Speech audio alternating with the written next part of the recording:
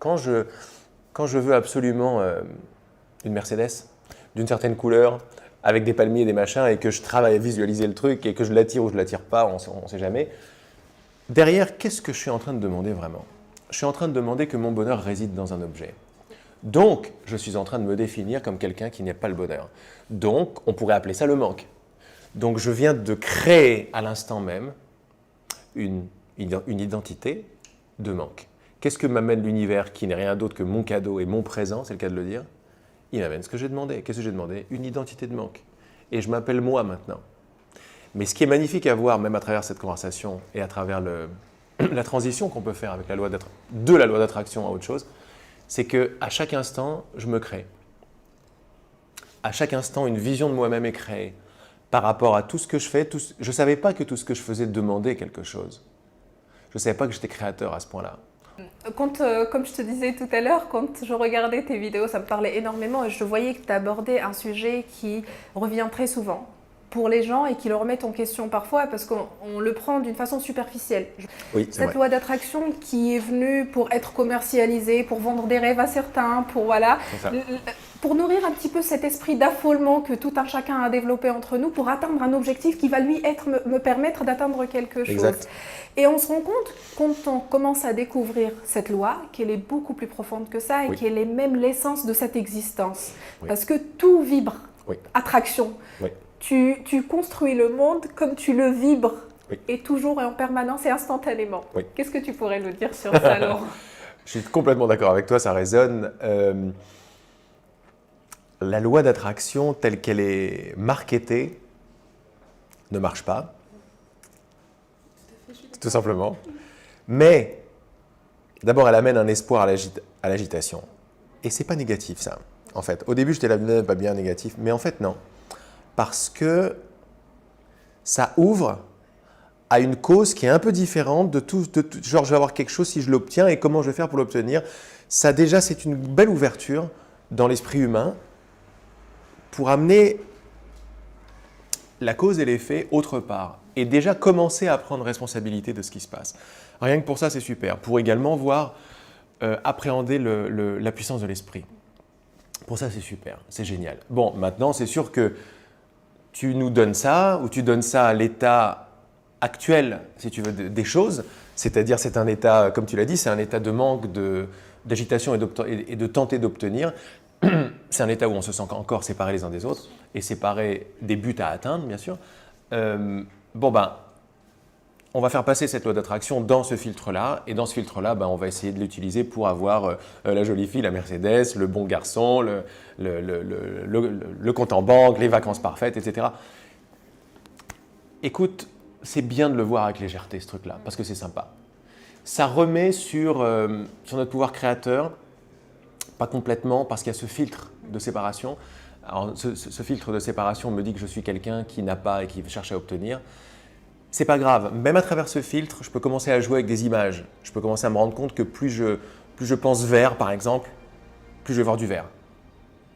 Donc déjà ça, c'est sympa. Tu dis, tiens, c'est une coïncidence. Mais c'est très bien ça. Moi aussi, j'ai commencé, j'ai dit, tiens, il y a des coïncidences partout. Et ça voudrait dire qu'il n'y a pas de hasard, je ne sais pas. Alors, j'ai commencé à jouer avec ces idées-là. Et rien que ça, c'est sympa parce que ça amène la solidité autre part, tu vois. Après, quand tu descends, comme tu l'as dit, ça amène qu'il y a quelque chose de très profond là-dedans. Oui. Ce que je peux dire sur la loi d'attraction, c'est que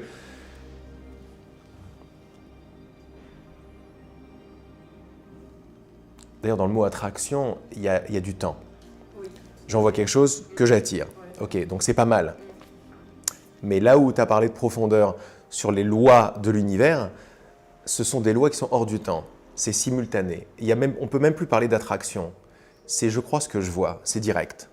Non, pardon, je vois ce que je crois. Nous, on croit bien, je vois ce que je crois. C'est plus ce que j'attire. C'est là automatiquement. Et en fait, ce que je voulais te dire, qui pour moi est très important de comprendre par rapport à la loi d'attraction, si on joue avec, c'est que ce qu'on demande, qu'on reçoit toujours, c'est la définition de qui on est. C'est ça la clé. En réalité, et c'est pour ça que ça va aller plus ou moins vite, plus ou moins pas vite, ce que je crée plutôt que demande en fait, c'est la définition de moi-même. On dit qu'on a peur, on n'a pas peur de notre obscurité mais de notre lumière en fait. Parce qu'on sait tous à l'intérieur qui a une puissance de création à l'œuvre qui est énorme. Et qui est énorme. Et comment est-ce qu'on crée? En portant des idées. Mais l'idée que je porte en demandant une Mercedes ou en demandant ceci, il n'y a pas de problème avec la Mercedes, ni la jolie fille, ni quoi que ce soit. On n'est pas là pour… On sort également, tu as parlé d'un mot spiritualité que j'utilise pas, mais parce qu'il est très très baigné de plein de choses, mais on sort de cette spiritualité un peu qui était bien, qui a marché pour cette époque-là, où voilà, on délaissait la matière, il y avait un peu de jugement, c'était pas bien, et ça marche, ça a marché très bien. Aujourd'hui, on peut retourner parce qu'on sent que c'est pas complet, il n'y a pas de raison. Si j'ai été créé amour, expansion et abondance, il n'y a pas de raison que je ne profite pas des arbres, des Mercedes, de mon corps, de l'argent. Il y a tout ça qui commence à être redéfini, mais il faut que ça rentre plus en profondeur. Donc, juste pour refermer la parenthèse sur la loi d'attraction, qu'est-ce que je suis en train de créer? Parce qu'à chaque instant, je suis en train de créer, mais quoi?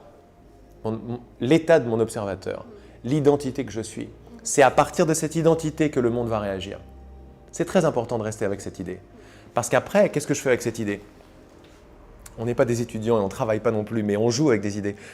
Donc si cette idée, elle vient de résonner chez toi, chez nous ici, ou chez les personnes qui écoutent, comme je sais que c'est le cas, on pourra en parler après si tu veux, alors on prend cette idée et on marche dans la rue avec l'interrogation de cette idée. Je suis en train de marcher dans ma création en fait, je ne suis pas en train de marcher dans la rue, je suis en train de marcher dans la définition de moi-même. Tiens, qu'est-ce que j'ai bien pu créer pour me sentir comme ça? Pourquoi je me sens comme ça? Qu'est-ce que j'ai demandé? Parce qu'on me donne toujours ce que j'ai demandé. Donc la loi de l'univers, c'est plus que l'attraction, c'est demander, recevoir. Mais attention, demander, recevoir sont un et simultanés. C'est incompréhensible par la tête, parce que la tête, elle est dans le temps, elle est dans le délai, elle est dans « je demande quelque chose et je vais l'obtenir ». Là, c'est beaucoup plus puissant, beaucoup plus rapide que ça. C'est à peine j'ai fini de demander, c'est là. Tout à fait. Il y a aussi une image que j'aime bien associer à ça, c'est écrire et lire. C'est la façon dont je lis, j'écris exactement ce que je veux et ça sort, c'est ce que je suis en train de vivre. Très bon, exactement. Voilà. Donc, et là, tu peux prendre ta vie justement pour ton livre. C'est génial ça, c'est parfait. Que tu es en train de créer, moi je préfère dire co-créer parce que tu vois que tu n'es pas seul du tout. On co-crée tous ensemble et on co-crée surtout avec le tissu universel qu'on peut appeler Dieu si on veut, mais qui est intelligence universelle, amour universel, bienveillance universelle et je ne peux pas être séparé de ça. Et c'est tout le temps ma relation à ça qui est en jeu, qui est à l'œuvre. Et ça fait de ma vie une œuvre d'art, quoi.